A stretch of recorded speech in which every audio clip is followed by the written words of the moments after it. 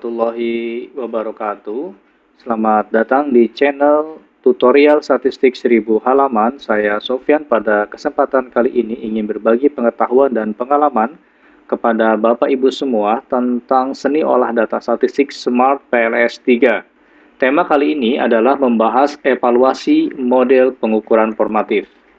Bapak Ibu semua, ini adalah model penelitian kita. Ada 4 variabel yang terlibat, yaitu religiositas, pemberdayaan guru, motivasi guru, dan kepuasan. Di mana religiositas, motivasi, dan pemberdayaan diukur secara reflektif atau menggunakan model pengukuran reflektif. Sedangkan kepuasan guru diukur secara formatif. Ya. Ini adalah hipotesis penelitian kita, ada 5. Kemudian ini adalah diagram jalurnya dari Smart PLS yang nanti akan kita buat, ya. Sekali lagi, religiositas, motivasi, dan pemberdayaan diukur secara reflektif, sedangkan kepuasan diukur secara formatif, ya. Tanda bahwa kepuasan diukur secara formatif, arah panah mengalir dari indikator menuju ke variabel. Sebaliknya, model pengukuran reflektif, tanda panah mengalir dari variabel menuju indikator. Ini adalah model pengukuran reflektif. Evaluasinya ada 12 item. Pertama adalah loading factor, kemudian construct reliability atau composite reliability, kemudian yang ketiga average variance extracted, yang keempat cross loading, akar AV lebih besar dari korelasi, kemudian HTMT, kemudian yang ketujuh multicollinear, hingga yang ke-12 adalah SRMR. Evaluasi Smart PLS untuk model pengukuran reflektif dapat dikelompokkan menjadi 3, yaitu evaluasi model pengukuran yang blok kuning ini, kemudian setelah evaluasi model pengukuran memperoleh convergent validity dan diskriminan validity yang baik, maka dilanjutkan dengan evaluasi model struktural. Evaluasi model struktural meliputi 2 tahap, yaitu pertama pemeriksaan multicollinear antar variabel, kemudian pengujian dengan T statistik, ya. Kolom yang ketiga, bagian yang ketiga dari evaluasi model pengukuran reflektif adalah kualitas model. Dilihat dari R-square, effect size F-square, P-square redundancy, dan SMRR. Model pengukuran formatif, ya, untuk variabel kepuasan, ya, dilihat dari 7 hal. Yang pertama adalah signifikansi weight dan arah bobot, arah weight. Kemudian kolinearitas antara indikator. Kemudian yang ketiga multicollinear antar variabel laten. Kemudian T statistik, R square, effect size, F square, dan SRMR. Baik Bapak Ibu semua, kita akan presentasikan, ya, model pengukuran formatif. Untuk entry data bisa dilihat di tutorial kami sebelumnya untuk entry data model pengukuran reflektif dan formatif. Ini adalah diagram jalur, ya, diagram jalur hipotesis penelitian kita di mana pemberdayaan dan religiositas diduga berpengaruh terhadap motivasi dan motivasi diduga berpengaruh terhadap kepuasan. Variabel kepuasan diukur secara formatif, bisa dilihat dari arah indikatornya. Langkah pertama, kita lakukan kalkulasi, kemudian PLS algoritma, ya, untuk melihat evaluasi model pengukuran reflektif. Kemudian klik Start Application.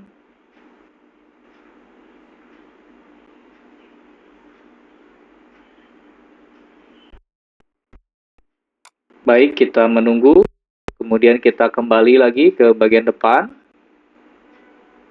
Ya. Langkah pertama untuk model campuran antara reflektif dan formatif, yang pertama kali diperiksa adalah model pengukuran reflektif. Ya, ada satu item pengukuran yaitu pemberdayaan memiliki loading factor 0,456 kurang dari 0,50 maka di drop, ya. Sedangkan item pengukuran yang lainnya, ya, relatif valid di atas 0,50. Adapun item pengukuran kepuasan yang secara formatif tidak dilihat dari loading factor, tapi dilihat dari bobot atau weight. Jadi angka di sini menunjukkan bobot atau weight. Kita buang dulu pemberdayaan pertama, kemudian kita run ulang.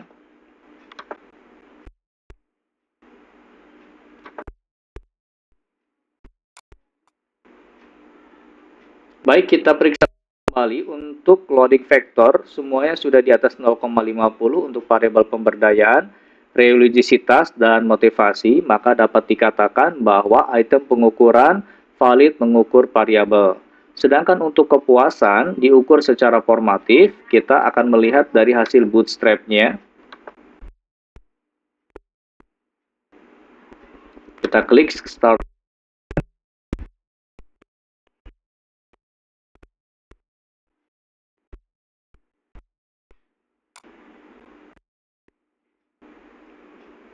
Kita lihat di bagian bawah outer weight. Nah, outer weight. Kemudian kita lihat kanan ya untuk kepuasan. Nah, ini dia. Puas 1 sampai dengan puas 6 mengukur variabel kepuasan secara formatif. Kepuasan 1, item pertanyaan kepuasan 1 dan kepuasan 2 signifikan. Sedangkan kepuasan 3 dan kepuasan 4 tidak signifikan. Kepuasan 5 dan 6 signifikan. Ya, berarti artinya kepuasan 3 dan kepuasan 4 tidak signifikan. Ya, berwarna merah p-value-nya menunjukkan bahwa kepuasan 3, kepuasan 4 dan kepuasan 5 tidak signifikan. Kita kembali ke PowerPoint. Ada suatu aturan yang diberikan oleh Gerson David tahun 2016. Beliau menyatakan 3 hal. Bila bobot weight signifikan, maka item pengukuran tetap dimasukkan dalam model. Yang B, bila bobot weight tidak signifikan, akan tetapi loading faktornya untuk item pengukuran kepuasan 4 dan kepuasan 5, kepuasan 3 atau kepuasan 4, kita kembali lagi, kepuasan 3 dan kepuasan 4, ya, apabila bobot weight tidak signifikan, ya, berarti kepuasan 3 item dan kepuasan 4 tidak signifikan, tetapi memiliki loading factor di atas 0,50, maka tetap dimasukkan dalam model. Kita lihat kembali, ya. Puas 3 dengan kepuasan 4 tidak signifikan, tetapi memiliki loading factor, kita lihat. Nah, ini dia. Loading factornya kita lihat kepuasan 3 dan kepuasan 4. Nah, kepuasan 3 dan kepuasan 4 ya di atas 0,50, maka item kepuasan 3 dan kepuasan 4 tetap dimasukkan dalam model. Bapak Ibu semua, mari kita satu persatu untuk menginterpretasikan model pengukuran reflektif dan model pengukuran formatif ini ya satu persatu. Ya, saya sudah pindahkan ke Microsoft Excel, ya sudah pindahkan dan kita tinggal menginterpretasikannya. Baik, ini adalah model pengukuran kita di mana variabel kepuasan diukur secara formatif. Kemudian yang kedua, untuk evaluasi model pengukuran secara reflektif yang meliputi 12 item pengukuran, ya. Mulai dari convergent validity, diskriminan validity, kemudian evaluasi model struktural dan evaluasi kualitas model. Sedangkan evaluasi model pengukuran formatif ya meliputi 7 hal ya, yaitu signifikansi weight dan collinearitas antar indikator ya. Dilihat nanti varian inverted faktornya kurang dari 5. Oke, ini adalah loading factor untuk evaluasi model pengukuran reflektif ya. Kepuasan memiliki loading factor dalam kolom original sample ini menunjukkan loading factor dan signifikan. Ini mengindikasikan bahwa semua item yang mengukur kepuasan, pemberdayaan, dengan religiositas memiliki loading factor di atas 0,50 valid dan memiliki p-value di bawah 0,05 signifikan. Artinya bahwa item pengukuran tersebut valid mencerminkan pengukuran variabel dan signifikan. Selanjutnya adalah kita lihat dari composite reliability ya. Construct reliability dan validity-nya. Untuk composite reliability, ini memiliki makna yang sama dengan Cronbach's alpha. Bisa kita lihat religiositas, pemberdayaan, dan motivasi memiliki composite reliability di atas 0,70 reliable. Sedangkan kepuasan, karena memiliki pengukuran formatif, maka tidak ada construct reliability-nya. Maka tidak ada composite reliability-nya. Bersama dengan AP juga tidak ada untuk variabel kepuasan. Sekali lagi bahwa untuk model pengukuran formatif tidak ada evaluasi composite reliability dan average variance extracted. Sedangkan reliabilitas, pemberdayaan, dan motivasi memiliki composite reliability ya di atas standar, yaitu di atas 0,70 ya reliable, dan AP-nya di atas 0,50. Memiliki convergent validity yang baik. AV untuk reliabilitas adalah 0,654. Artinya bahwa besarnya kandungan variasi setiap item pengukuran yang mengukur reliabilitas ya ada di dalam variabel reliabilitas ya di atas 65%, 65,4%.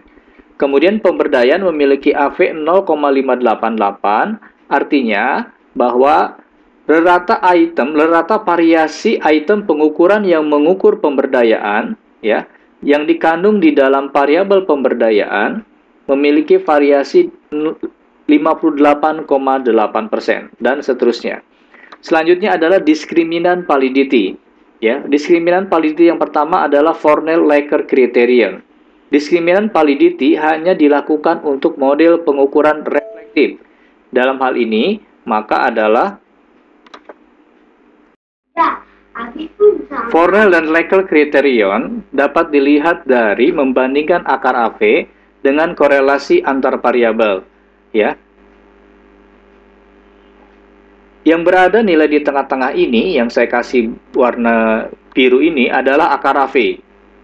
Motivasi memiliki akar AV 0,741, lebih besar dibandingkan korelasinya dengan pemberdayaan 0,70 dan korelasinya dengan reliabilitas 0,645. Secara keseluruhan, akar AP dari setiap variabel lebih besar dari korelasi antar variabel, maka memiliki diskriminan validity yang baik. Selanjutnya adalah cross-loading. Ya, cross-loading untuk variabel kepuasan tidak dilakukan karena kepuasan diukur secara formatif. Cross-loading hanya dapat digunakan untuk model pengukuran reflektif. Ya, item pengukuran motivasi 1 memiliki korelasi dengan motivasi sebesar 0,691, lebih besar dibandingkan korelasinya dengan pemberdayaan dan reliabilitas. Ya, kalau kita periksa satu persatu motivasi sampai dengan motivasi 6, semua item ini lebih besar berkorelasi dengan variabel yang diukurnya motivasi dibandingkan dengan pemberdayaan dan reliabilitas. Demikian juga dengan item pengukuran pemberdayaan 2 sampai dengan 6 lebih besar berkorelasi dengan variabel pemberdayaan dibandingkan motivasi dengan reliabilitas. Secara keseluruhan dapat dikatakan bahwa semua item pengukuran berkorelasi lebih kuat dengan variabel utama yang diukurnya dibandingkan dengan variabel yang lainnya. Hal ini mengindikasikan bahwa ya, memiliki diskriminan validity yang baik. Selanjutnya adalah HTMT. Ya, ini adalah matrik HTMT, heterotrait monotrait ratio. Ya, diskriminan validity yang diajukan 2015 oleh Henseler dan Sardet. Ya, di mana nilai HTMT di bawah 0,90 atau lebih direkomendasikan di bawah 0,85 indikasikan bahwa setiap variabel penelitian memiliki diskriminan validity yang baik. Hasil dari evaluasi Smart PLS ini dapat kita lihat bahwa HTMT antara motivasi, pemberdayaan, dan reliabilitas di bawah 0,90. Artinya memiliki diskriminan validity yang baik. HTMT dapat dijelaskan adalah rasio dari rata korelasi antar item pengukuran yang berbeda dengan akar dari perkalian geometris monotrait. Ya, korelasi antar item yang mengukur variabel yang sama. Dapat dikatakan bahwa HTMT itu adalah rasio antara korelasi antar item pengukuran, berarti yang blok berwarna biru, dibagi dengan hasil perkalian, ya, blok yang berwarna kuning dengan blok yang berwarna hijau. Khusus untuk HTMT, kami akan berikan tutorial khusus. Selanjutnya adalah evaluasi dari model pengukuran formatif dilihat dari kolineritas antar indikator. Sebagaimana kita ketahui bahwa variabel kepuasan diukur oleh puas 1 sampai puas 6. Oleh karena itu, maka perlu kita periksa kolineritasnya, ya. Perlu kita lihat kolineritas antar antar indikator dapat dilihat dari varian inflated factor, ya. Nilai varian inflated factor di bawah 5 mengindikasikan kolinearitas rendah. Dapat kita lihat bahwa puas 1, puas 2 sampai dengan indikator puas 6 memiliki varian inflated factor di bawah 5. Sehingga dapat kita katakan bahwa tidak ada multikolinearitas yang tinggi antar item pengukuran. Ya. Selanjutnya adalah weight. Nah, ini yang paling penting di dalam pemeriksaan model pengukuran yang bersifat formatif, ya.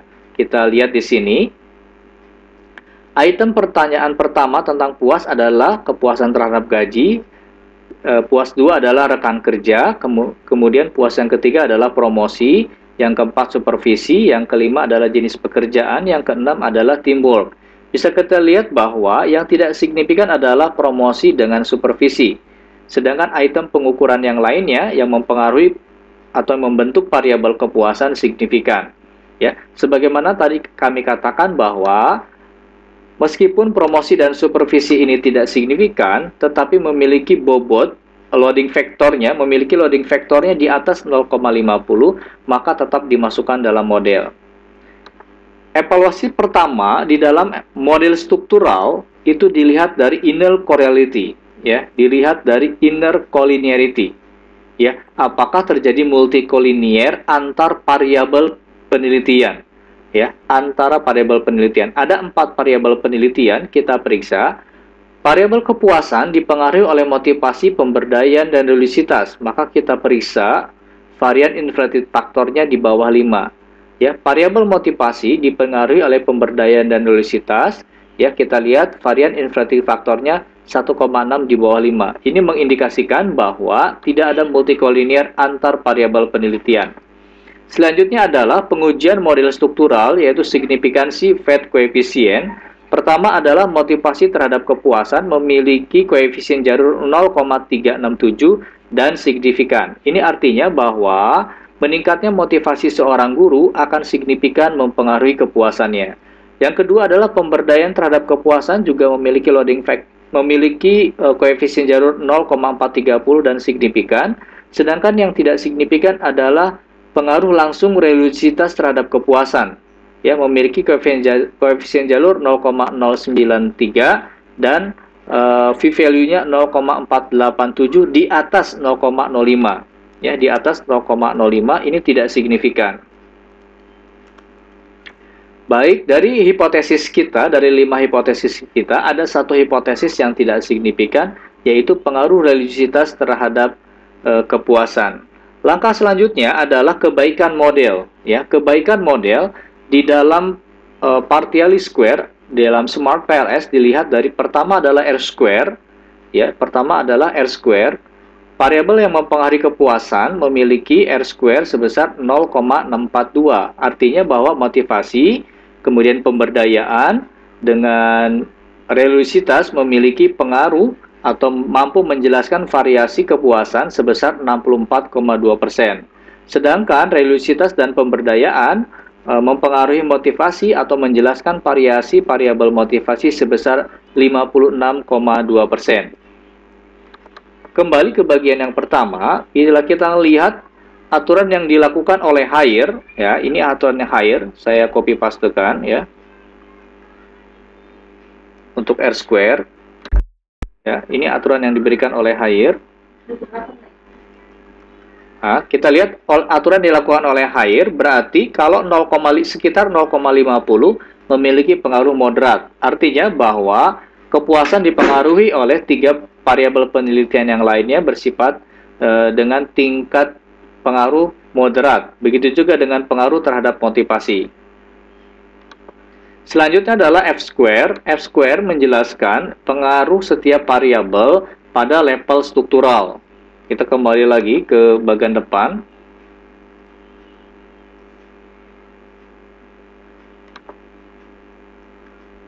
Ya. Motivasi memiliki pengaruh pada level struktural sebesar 0,16. Menurut aturan Haier termasuk pengaruh sedang. Ya. Pemberdayaan memiliki pengaruh pada level struktural sebesar 0,241, ya, level sedang menuju besar. Sedangkan religiositas memiliki pengaruh pada level struktural adalah 0,013, sekitar 0,02, pengaruhnya rendah. Baik, kita lanjutkan selanjutnya dengan SRMR.